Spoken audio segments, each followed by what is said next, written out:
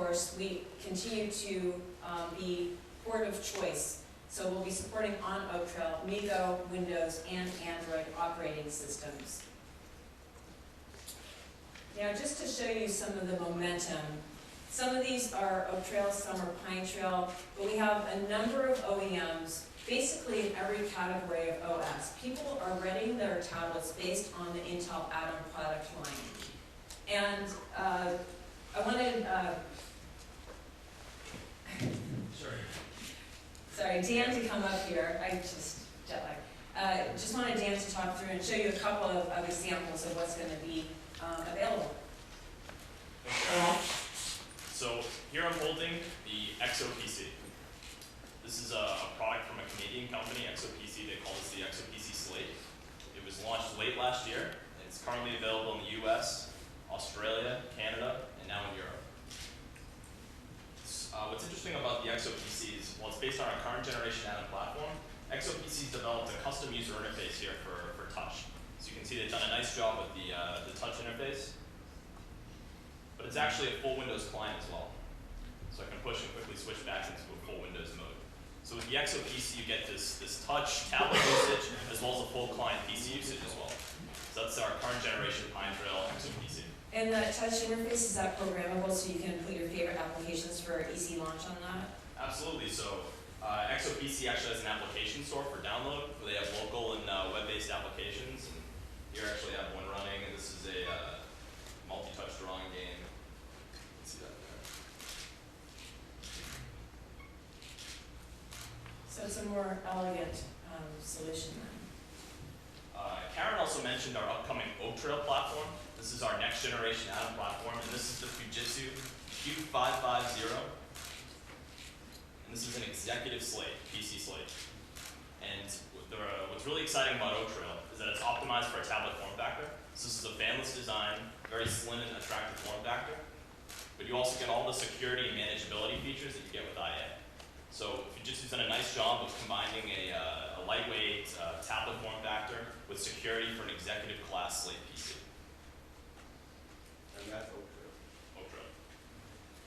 All right, thanks. Thanks, Aaron. Now on netbooks, I know that a lot of people are saying that the netbook is dead, the tablet's going to eat away at it. In fact, we have talked to analysts who, they don't believe that that's the case. What we're showing on this chart is data from IDC, netbooks shown in green and tablet both shown in orange. So you can see that over the horizon, both have healthy growth.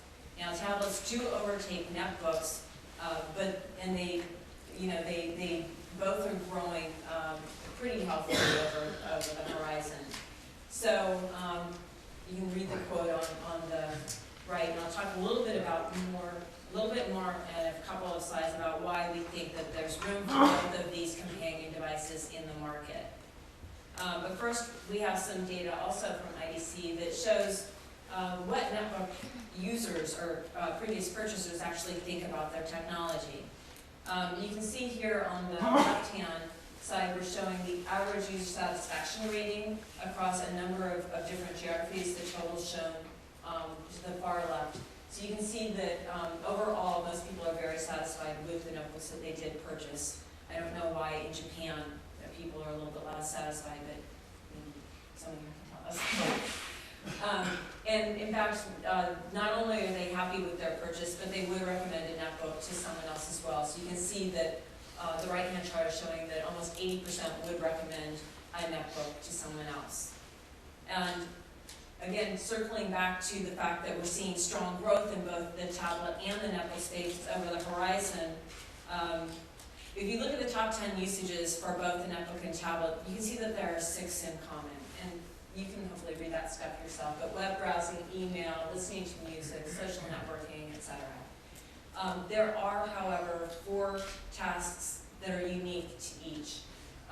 Office tasks, taking notes, online chat, those things that really require a keyboard or benefit from having a physical keyboard tend to put people into the netbook category. And on the right, for people who want to read ebooks, newspapers, play videos, do online shopping, that experience is much better with touch. And so you'll have people who will migrate to a tablet based on those usages. So there is differentiated products with differentiated value that are going to attract two different classes of users. Now, netbook growth has slowed, and it's not surprising. Tablets have been the shiny new object in the market for just under a year, and there's some really nice products out there today, no doubt about it. But what we have to do in the netbook space, and what's happening in the netbook space, is we got to bring innovation back.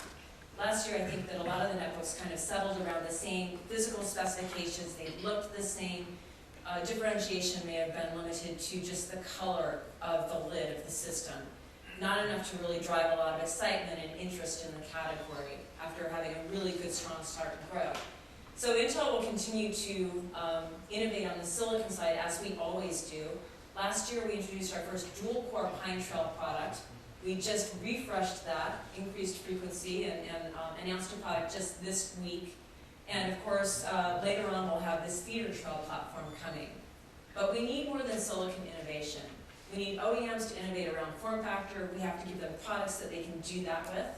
We want to add in capabilities like sync that will actually allow these companion devices to be better companions to the PC, that allow you to better manage your content across your PC and your netbook. We're also looking at the App Store, of course, and then another key point is again, port of choice, supporting